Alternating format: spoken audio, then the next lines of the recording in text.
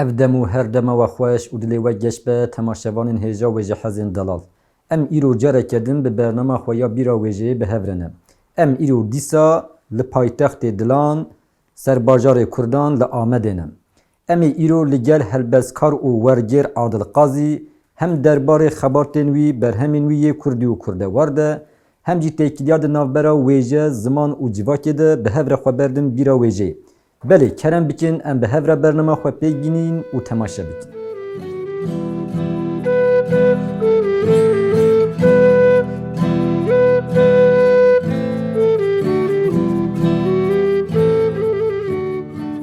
روژکی هفدیتنه ده زندانه ده لپی حسن زنگاری ده ناف تابوت چارگوشهی ده خوزکه کی تاری ده شونه هفدیتنه لپش تیلان لهر دو آلیان دو زبانین زندانه دی ساجی از بکیف و دلشابو دیا من هفجینا من و خوشکا من آکو به سالان بنات و هفدیتنا من ایرو من بهیست چند خبری خوش جدوست و احوالان سلاوین گر جدور جنیزیک به سالان مهفد و ندیتیه ام به هفر مزول بون لبر برخ و کاران ام به هفد و شاد بون به دلکی پاخش بختوار بون ام به هفدوره بابلیسوک را بو من جهفد و بلاف کر هر یک جمکتن دوره کی روژن دجوار مدیتن بی هفدو بتنی لی من هر تو دید دبیرا مده بوی تو از باورم تجی وکی من دفکری دبیجن که مرو وقت تیره بی باسکه لی ناون دیسا آخا ولاته من بهیست که گلاشین جی فریای چیا لچیای سپی هیلین دانیه حال بو او بخواه هی چیلک بو دیا من سلاوا وان هوالان آنی بو جمره دگوت باوی گلاشین هی جی وکی بریه همان کاری ده دومینه قط نگو هریه بس ویجی پور سپی کریه وکی ته یک جی قالا خبات خواهده کرن دیامن چالاکین آشتیه چقاس بکیف و کلجان بود پیر روی وید کنی دماد گوتن دیار بو که اوجی برچی آزادی و آشتیه به تمنی خوی 8 سالی چو بو انقره جبو آشتیه جخوا قتل ناسا کنه لجیه خوی لزید دام تکوشینا آشتیه دگوت بلا آشتی چه به از گوری بم حتی بیجی جدل بو پیر جی چافت جده بو جهستران بری خود زفران جمن داکو از پی نیشم دگوت بلا او نبینه چاوی منشه اشکره بو که بهیدیه جاشتی هوال عادل مالات آوار دلیت آوار دنگل تل دنبه و ام و هلبسته دیاری همو دایکین کرد ین آشتی خواز و آزادی خواز و دیاری همو دایکین جهان دیکن و ام دبیجن تگلی بخیر و خوشی هاتی برنامه ما بیراویجه سپاس کم صاحبین آخری دابی سلاو ریج مزی جهمو دایی که آشتی را سلاو ریج سرکفتن خوازم جست به چالاکی وانا و دمی دب تایبتی گلی سپاس مالاتا و حوال عادل امی ایرو لگلت خبردن بیراویجه امی بحثا تکیلیاد نافبرا ویجه زمان و جواکی بکن لی بریوی ام دخوازن ده بشا خویا یکم ده بحثا کارو خبارتین تایی کردواری بکن و پیشا ویجی ام دخوازن تو به کرتاسی خواه به تماشوان ما بدین ناز کرن هل بس کار و ورگیر عادل قاضی کیه؟ سپاس کم از وک وزی پیراسا کر عادل ناوی من قاضی جمالا قاضی من پاشناوی خواه مش مالبات خواه کرتی مالا قاضی جمالا دو بیجن لورا جلی جمع جگون دیسی سی لآمده دجیم بسبب وقت زانی وقت ولات مفتاح دجیم به هفت دورا جبر صدام سیاسی نوتو سیادا چله وقتی روزه کی ایرو تیم گرتن و 15 سال گرتی زندانی ما 2008 ذات برای بود 14 سال ازی خاطر برداد ده زندانی داشتی لدر وجی به کار و خبات زمان مجول بود حتی جمعات به کردی به زمان خواه دجیا به زمان خواه هر تکلی خواه به زمان خواه دکرد و بالا من علاقه من زیادتر لسر زمان کردی بله امی وی شخواه بپرسن gelo kulata xemate eşate derdete çibu ku te xwe berda bîra Kurdî û Kurdiyetiyê. Yani hêd zarokatiya te de em bêjin çi tişt bûne sedem ku ti salên şûn de xwe berdî ber xebatên Kurdî û taybetî jî xebatên wêjeyê. براستی سبب خبات وجهی و زمان بجی گاوا افته گفتم بگم ناسنامه تی بیرا برو سری اولی دا یک ناسنامه جی لپیان دگره اف زمانی بخواه ستونا کونه ستونه یعنی اف ستون تجربن کنوکشنی کن سری دا تی قاره لسر پیخواه نکاره را بسته و دنا باوی دا بگم وجه هیا چاند هیا دیروک هیا بگشتی ناسنامه دوی زمانی دا خواه شیره جبر وی قاسی بالا مکشن اگر ناسنامه که ام خواه بود خواه بونه خواه بپاریزن و هبونا خواه بده پزراندن و سر پی خواه راوستن پیشی ام خواه ناس بکن به چه امی خواه ناس بکن بگمان به زمان خواه می ناس بکن دبستانی می سرطایی دا وقت که دست پیکی زاروکی خواه دا که ام نچار بود وی پرگاری دا می بچونا دبستانی ترکی armaca wê demê xweş tê bîra min ku armaca wan ne ji bo fêrkirina tiştekî zanînekî elmî dinyayî di sîstemê da bi me bide fêrkirin nebûn. Armaca wê demê mamosteyê wê demê bixwe wek cendirme bû. Cendirmekî çawa dihate di gundan talan dikirin, dikuştin, kêfa dilê xwe tev digeriyan, îşkence dikirin. Ê mezî wek viya wê dibistanê seretayî da armaca wana sereke me ji Kurdîtiyê ji zimanê me dûr bikin, me bikin Tirk, me bikin wekî yekî din. Ji kesaniyeta xwe dûr bikin. Haya ew bû ji xwe. Ji ber wî zora min çû bi rastî jî min xwest bi zimanê xwe em xwe bidomînin. Belê. Mala te va lê li gel ewqas, zor, êriş û komkujiyê jî dîsa nikarin em bêjin zimanê Kurdê nirxên Kurdî tune bikin ji ber ku gelê Kurd jî di pêşengîtiya têkoşîna azadiya Kurdistanê da raperînek da destpêkirin û di encama ve raperînê de jî bi hezaran kes li ser koka xwe vegeriyan ser koka xwe û tev li wê têkoşînê bûn yek ji wan jî Adil Qazî bû û di encama têkoşîna xwe ya azadiyê de jî hate girtin û bi salan di zindanê da li ber xwe dan. Dema em ji Adil Qazî bipirsin bandûra berxwedana zindanê li ser pêşketina ziman û wêjeyê ji bo te em bêjin bi çi awayî bû? Yani zindan bi serê xwe ji xwe dorpêşkiriye nava çar dîwarî dayî. Hestên te, ramanê te, doza te bi tera nebe tu li ser wê felsefa xwe, li ser bîr û baweriya xwe nebî di nava wê çar dîwarî da ne gengaze ku tu li ser piyê xwe bisekirî hem bi fîzîkî hem bi awayî manewî jî tu nikarî bimînî. Ji ber wê qasî ê ku me di zindanê da ser piyê me dara wesandine birdoziya me bûn, felsefa me bû, armanca me bûn, doza me bûn.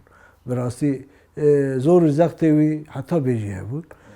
Yani tê fêm kirin çar dîwarê zindanê bi serê xwe tenî ji xwe işkence ye û maye ku 24 saet ji xwe dibin çavdêriya neyarê xwe dayî dê jiyanekê çawa pêk bînî malûm e. Ji ber wê qasî ew zor û zextiyê wê ji ber ku tu dozekî dişopîrî armancekî te heye evaya ji bo me ji xwe re kiribû armanca serkeftinê ku em divê derê de berxwe bidin. Bi berxwedanê bûn. Wan her çiqas zor û zextê xwe berdewam dikirin me jî li gorî wî awayî perwerda xwe didît, zimanê xwe pêş dixistin û li gorî armanca xwe tê dikoşiyan. Belê perwerde ji wê perwerdehê jî perwerdeya zimanê Kurdî bû di encamê de wê jî gelek tişt li te jî zêde kirin weke ku em bêjin bi hezaran berxwedêrên azadiyê zêde kirine û di encamê de jî hevalê Adil te ev xebatên xwe bi awayekî şêmber wekî berhem pêşkêşî civaka me kirin. Ji xwe hinekî xebatên te hene em dizanin وەک ڕۆژنویست و وەک هەلبەز ئەو وەکی پرتوکی هێناتنە چاپکردن te piştî hingê berê xwe da berhemdariyê û te em bêjin rojnivîsk nivîsîne û gelek helbestê tên hene her çi qas hêne hatine çapkirin ji ew jî li ber çapê ne ji bilî wê jî te dest bi karê wergerê jî kir û te pirtûka Nurettin Zaza ya bi navê wekî Kurdekî jiyana min ji Tirkî wergerand kurmancî dîsa te baxçeyê Ronahiyê Amîn Malûf te ew jî wergeranda Kurdî em dikarin bi kurtasî behsa pêvajoya va wergeran bikin. Belê. Rastî zindanê da kar û dem yani dem ji bo me girtiyên siyasî heta bêjî em dikaru bêjin dema me Kurd bûn ne Kurd me derfet nedît ku em ew xas kar û xebat hebûn. Bêna yani zaman me di nerxand ji ber nerxandinê me bername plansaziyê me ji ber wî dem ji bo me têrê netkirin. Ji ber wan xasan di navbera wê perwerde û têkiliyê hevaltî û ji bilî plansaziyê giştiyê rêxistinî ev yazî karê minê şexsî bûn. Ji ber wê qasî di salê 2000 da wek tê zanîn hinek paradîgmaya tekoşîna azadiyê guherî ji ber wê qasî ev lêkolîn û lêgerîn di qada ziman da bi taybetî daha zêde girovgeş bû bal hate kişandin ser wan xalan û ji bo min jî ev ya bû armacek ku evan eserin ji bo me eserên girîngin bi taybetî ya Nureddin Zaza ku yek ji navdar û ji malbatekî navdarê Kurd e û sergêjiyê wê serboriyê wê ji xwe di nav tekoşînê de derbas bûye da heta dawiya emrê xwe di rêya ziman û di tekoşîna nasnama xwe da canê xwe daye ji ber wê qasî min bi xwe şerm kir bi Kurdiya wê ku tune bûn ji Tirkî min wergerand Kurdî ku ji bo bi ziman ev ê eserê Osekî bi zimanê xwe şêrî neyê vegotin lewra ji ber Kurdî canê xwe daye û bi zimanê Kurdî nehatibe xwandin kêmasiyek min dît duê dere min serî de ew ê girtin berxwe û min ew ê wergerand. A dinê dîsa wekî Amîn Malûf nivîskareke navdarê cîhanê ye eserê wê nivîsê wê romanê wê pir hêja hene û mezî eleqedar dike wek qada tekoşîna azadiyê ji ber wê qasî evan eserê Osekî min xwest bi zimanê Kurdî were naskirin hem zimanê xwe şêrî pêş bixî were naskirin hem bi zimanê Kurdî rihaya wan ji romanê û romanivîsên dinyayê jî hebe ji ber wan sedema min ev ya jî wergerand û berdewam dikin. Mala te ava destê te sağ be.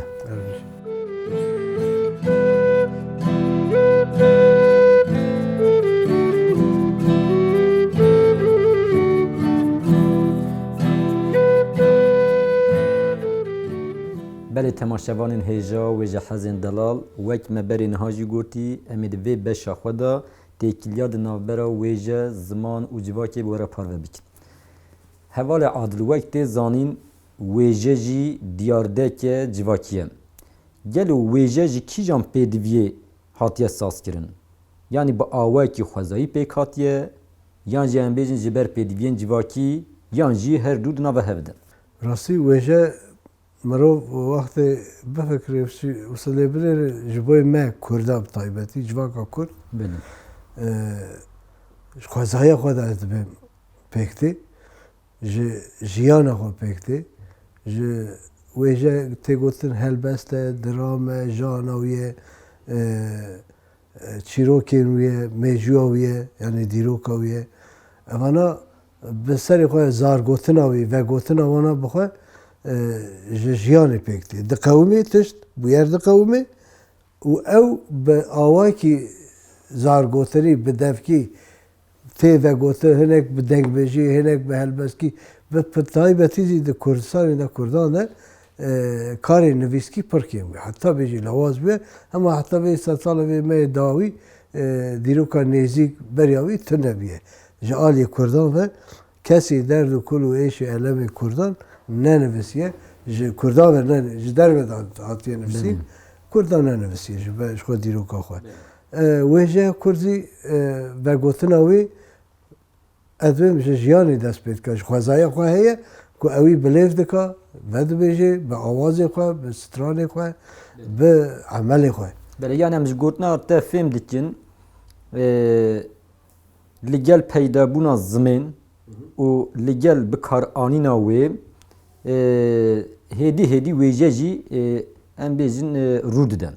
Yani ziman bi awayekî helbeskî, bi awayekî çîrokî piştî demekê tê vegotin û wê wisa jî di xweza xwe da wêje pêk tê. Bêguman paşî li gor pêdiviyan jî wêje tê sazkirin. Yani çi qas xwezayî be ew qazî li gor pêdiviya jî pêk hatiye. Madem wisa em dikarin girîngiya zimên di wêjeyê de çawa bînin zimên yani çawa bilêv bikin. Zimanek ji bo wêjeyekê çi îfade dike? Gelo bêyî dewlemendiya zimên wêje dewlemend dibe. Çi wêjeya devkî be, çi ya nivîskî be. Gava tu li gorê wê xebatê ku tê kirin her kîjan mijar dibe bila ve ku li gorê wê xebatê ku nivîsa wî tune be, perwerda wî tune be, zimanê wî tune be ew pêş nakeve, reng nagire bêguman. Ji bo wêje zî wisa heye. Bu eger wêjeyekî tu bixwazî çawê pêş bixî û bidî asadin lazim e wê zimanê wî pêşî perwerde bikî, wê zimanê wî bikar bînî, wê zimanê wî nas bikî, wê zimanê wî bixebitînî. Mesela em dibe dîroka me pirê wî bi devkî ye, bi dengbêjî ye, vegotin heye yekî wisa heye lê nivîskî tune wî ye. Helbestê xwe gotiye, çîrokê xwe gotiye, lorîkê xwe gotiye, lawjeyê xwe gotiye, stirîne, folklora xwe lêîstine. Belê bi awayekî bi rêk û pêk, bi sîstematîk, bi pergalî nehatiye kirin. Ji ber çi ji ber sedemê ku tê zanîn siyasî ye bêguman rewşekî xwe yê wisa tune wî ye ku bêgotin. Digel wê awayî dîsa jî gelek çad û dîrokên gelên cudatir xurtir û serpiyê xwe mahiye giyandiye heta roja me îroyîn. Ev ya jî ji ber kevnarî û bi rastî jî çi qas zimanekî xurt û bi kûr e hatiye ew kirin wî wêjeya xwe vêya wê parastiye dibêjim. Di encamê de em dibînin ku ziman jî bîngeh û çavkaniya wêjeyê ye. Yani bê ziman wêje nabe. Lê ji milê din ve jî wêje çi em bêjin destan be, çi serpêhatî be, çi çîrok be, çi çîvanok be, çi gotinên pêşiya be, çi roman be, çi helbest be, çi destane û efsane be di pêşketina zimên de risteke gelek girîng lêze. Mirov dikare wî vê çawa binêrxîne. Yani wêje di mijara zimên de, di pêşketina zimên de, dewlemendkirina zimên de risteke çawa lêze, dibe çavkaniyeke çawa. Rastî wekî te got têkiliyê ziman û wêje wekî goştin êrîk bi hev dû veye. Ji hev dû qutu nabe.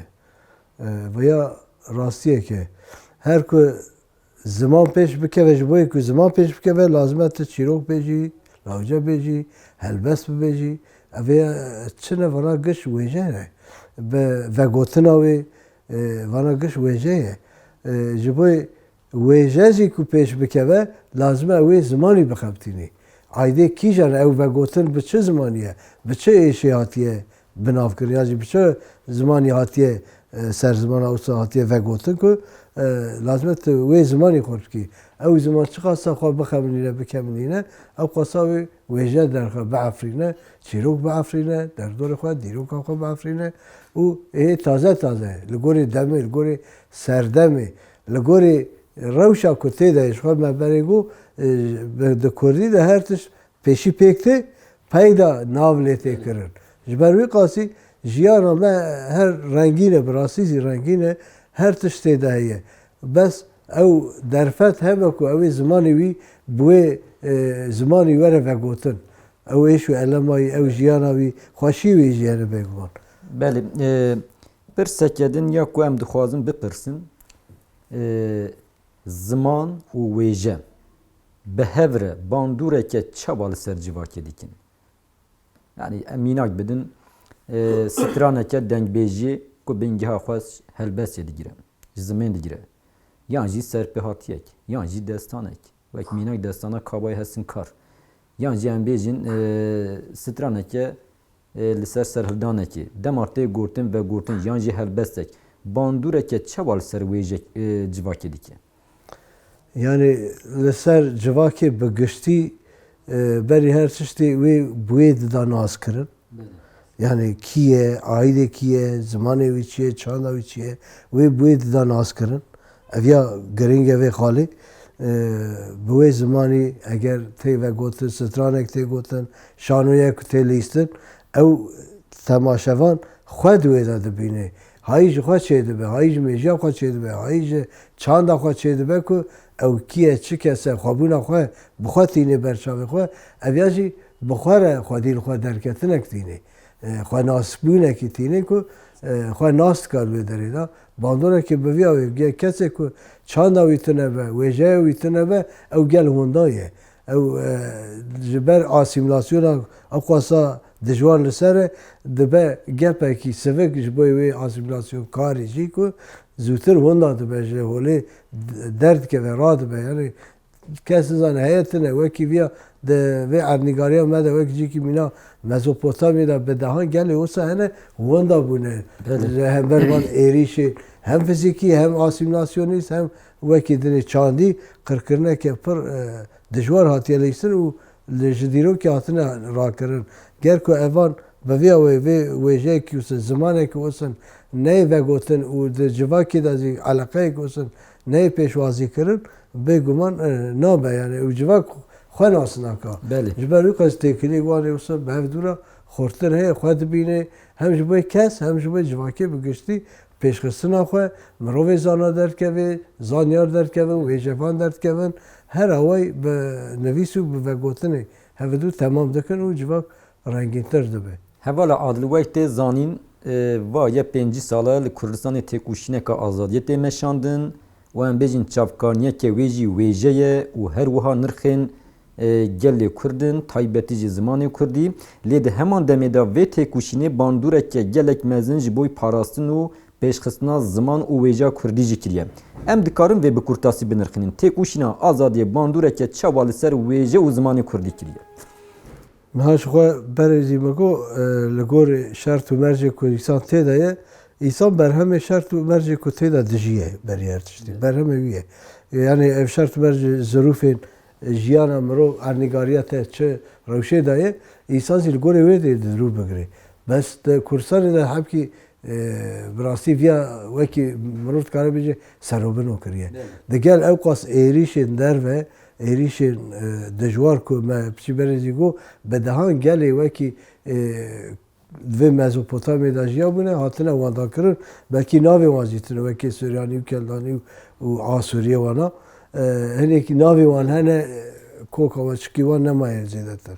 Ev Kurd jî yek ji wan bûye ku heta roja îro maye ji ber vê tekoşîna ku we piçî berê qal kir ji ber wê tekoşîna ku daye bê navber ji hevidû neqetiye hela bi taybetiyê vê qirnê me yê bîst û yeka de bîstan û vir da sed sala bîstan û vir da ku 5 sale bê navber tekoşîna azadiyê berdewam dika hemî hebûna xwe deyndorê wê tekoşînê û cavgiriyanin ku em ser piyê xwe hene û em qala wêjeya xwe dikir, qala dîroka xwe dikir. Yani bandûreke mezin ser wêje û ziman jî kiriye. Diyarde ye vê pêşker e Belê. ji bo hebûna me. Hevala Adil em ji bo beşdarbûna te ya bernema me bîra wêjeyê gelek spas dikin û di kar û xebatên te yê ji neho pê de serkeftin û serfiraziyê dixwazin dibêjin mala te ava dilê te ava lê em dixwazin bernema xwe bi helbesteke te dîsa xelas bikin keremkî.